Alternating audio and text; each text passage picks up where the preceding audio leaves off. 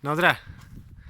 Päev 16, kui eile oli paksud metsad, lumi, siis täna algab allaminek ja ees ootab meid kõrb. Umbes 80 kilomeetrit, 90 kilomeetrit kõrbe siin mägede taga. Ma ei tea, kas siit pildi pealt on näha üldse. No, ühesõnaga puid ei ole näha, seega natuke arusaadav, et midagi meeldivat meid seal ees ei oota.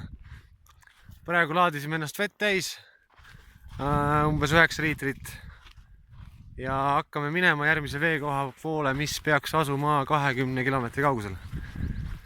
Ja ootab meid esialgu ees siis umbes 5-6 tundi. Noh, sihukest kerget kõndi küll, aga mingid mägesid väga ei ole. Aga kraad lubas täna 53 vist või 52. Nii et kisub palavaks. Ja kuna varju pole meid ees kuskil ootamas, siis noh, läheb lõbusaks. On ju, kallis? Ikka. Väga lõbusaks läheb. Higistamiseks. Läheb higistamiseks.